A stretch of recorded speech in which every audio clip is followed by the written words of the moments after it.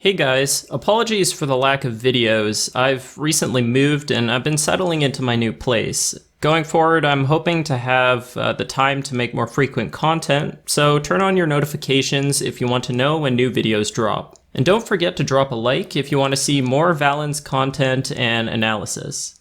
I wanted to make this video breaking down Valens Company's latest earnings miss for the second quarter of 2021, as well as my thoughts on the recent bloody price action. First, let's take a look at Valens charts, which haven't been pretty over the last few months. In fact, Valens is down over 40% since it peaked at $4 in May. Keep in mind, though, that the stock did well over double up in the 2 months prior to that, and currently shares are still trading around 40% above their March lows.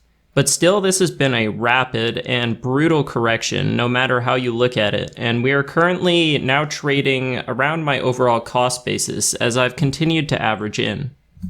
Small caps in general, and in particular stocks with heavy retail investor bases, have been getting decimated lately, but Valens' relative underperformance shows there's more going on with this stock. If we take a look at their performance against some peers over the last month, the only one who is even close to down as much is Hexo. So why the steeper correction? The massive run-up in price beforehand was certainly a part of it, and I do think the stock had run too far too fast. I was anticipating a correction or at least a consolidation period, but there is a little more to the story here. Which brings me to their second quarter earnings released on July 14th. Valens missed estimates pretty badly, with revenue coming in at $18.76 million, around 12% below consensus analyst expectations, and below even the lowest forecast of $19.5 million. In fact, they missed the lowest analyst expectations across the board, with gross margin and EBITDA both coming in below the low range of analyst estimates. And this is after estimates had already been revised down by over 20% since the start of the year. Now, I was actually expecting them to miss, as I was with Hexo on their last earnings, but they both came in lower than I expected. In this case, I think analyst estimates were definitely a bit too aggressive, especially considering that every big Canadian cannabis player has been coming in below expectations. And this is mostly due to increased health-related restrictions in the last quarter, as well as delays in new product listings from provincial boards. And these seem to be the main factors behind the revenue miss from Valens. Another factor that I think impacted Valens in particular was the vape market getting significantly more competitive over the last quarter. And this is important because the vast majority of Valens SKUs last quarter were in this category. Inventories are at record highs and prices have come down a lot. Valens Verse 1-gram cartridges used to be the cheapest option by a mile, but now there are several other brands offering similar value and in some provinces even cheaper carts. This resulted in their overall extract market share not growing and remaining stable from last quarter at 5%. However, in infused beverages, their market share actually increased from 5.5% last quarter all the way to 8%. Which is surprising and impressive considering they currently only manufacture beverages for a single company with like 3 SKUs and no recent changes to the lineup. The financial results this quarter were certainly a little disappointing, but ultimately I started buying this stock at around $1.60 and I was expecting the turnaround to take some time. I do think the stock ran too far too fast, and my long-term outlook is largely unchanged. In my estimation, most of the issues they experienced this quarter should be resolved in Q3, and these were pressures that affected the whole industry, not just Valens. Towards the end of Q2 and into Q3, the company has gotten a ton of new SKUs listed and expanded their offerings into new categories beyond vapes as well. I am anticipating much better results throughout the second half of 2021, and for me, Q3 earnings will be the real test to determine whether the ship is truly turning around. Now, I want to highlight some of the positives from the quarter, and I think if you look beneath the surface of the headline financial numbers, there is a lot to be excited about in Q3 and going forward. First, Valens closed their acquisition of Green Roads, a major US CBD player that they managed to acquire at a dirt cheap valuation of approximately 1.8 times 2020 revenue. This represents their first move into the US market and also expands their reach globally as the combined companies sell products in 11 countries. There is room for synergies here as well, as Valens can introduce Green Road's products into countries where they already sell Valens products and vice versa. And in fact, management is doing just that. They are planning to invest $10 million into Green Roads to expand operations and ramp up marketing, as well as introducing some of Green Road's award-winning products into Canada. This move is a very interesting development, since these products would be manufactured and distributed by Valens without any white label agreements, meaning they would likely produce much higher margins as well as not being subject to the risk of a terminated contract. Green Road's CBD products have had a lot of success in the US, and if you look at their website, pretty much every single product has at least a 4-star rating with hundreds of reviews. Green Roads is recognized for the high quality, high strength products, and consumers in the US are willing to pay a premium for that. If Valens can replicate that success in Canadian markets, this could become a great additional revenue stream. The second highlight was SKU listings, which increased 76% quarter over quarter to 132. And as of these earnings, that number has grown all the way to 181, with new product shipments expected in Q3 or Q4. Delays in getting new products listed with provincial boards was one of the main headwinds to revenue this quarter. And the huge increase in listings bodes very well for Q3 revenue, especially given the enormous success of the products they have launched so far. And one important thing to take note of here is that the number of products they are currently manufacturing has only increased to 57 from 53. What this means is that while they have entered into new partnerships and massively increased the distribution and availability of their products to consumers, the actual number of different products they manufacture has barely grown. What has changed is what they are manufacturing. They terminated underperforming contracts with companies like Trek Brands and Burnt, and focused on expanding their high-velocity SKUs from companies like Verse. This is just the beginning of their execution on their quality over quantity strategy, or as CEO Tyler Robson puts it, fewer, bigger, better. During the last 6 months, Valens entered or expanded white label manufacturing partnerships with Verse, Nuance, Rubicon Organics, Experion Biotechnologies, and Swiss Lux. And of the 5, Verse is clearly the crown jewel of their manufacturing platform. They also have a wide range of other partners that they provide some extraction and manufacturing services for, including Canopy Growth, Organigram, Hexo, G-Tech Holdings, Sundial, and many others. Valens' partnership with Verse has really flourished and grown into something truly great. They've carefully curated a portfolio of high-quality, low-priced products, and now that they've seen the demand, they are aggressively growing that product portfolio. I've seen the demand and response from consumers to some of their new SKUs already, and it is extremely promising. They've just expanded into flower with their God Bud ounces, which is not only the absolute lowest price flower I've ever seen on the recreational market, but also seems to be quite good quality. Their Dreamweaver pre-roll packs are a competitor of the super popular Ready Can Ready 10 packs, and I expect them to start taking significant market share in this category. From what I've seen so far, these products are selling out exponentially faster than they can keep them in stock. Currently in Alberta, they're completely sold out of Dreamweaver pre-rolls, and even though they just restocked God Bud ounces, those appear to have sold out already as well. I am excited for these new launches for a few reasons. First, with these new products, Valens has expanded their total addressable market and demonstrated that they are able to produce quality flower and pre-rolls, not just extract-based products. Second, the number of SKUs they have listed now is up there with some of the biggest multi-billion-dollar Canadian LPs, and in most cases, Valens SKU velocity is much higher, even though they now have products spread through every category. Consumer response has been very strong so far, and so long as they can continue to keep these products in stock, I think this will drive significant revenue growth in the second half.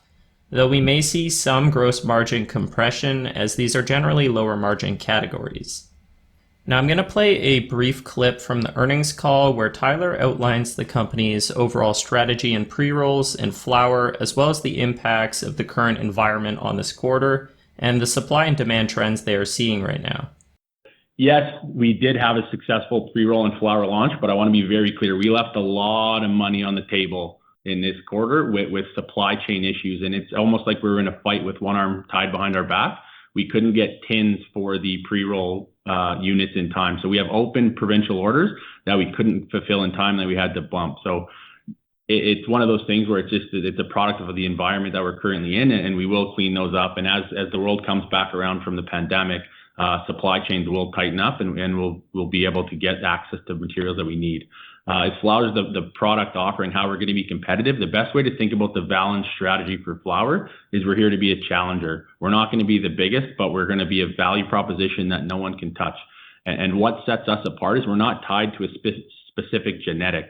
If you look at company X that's cultivating for 120 days, they're tied to whatever genetic or whatever biomass comes down at the end of the harvest.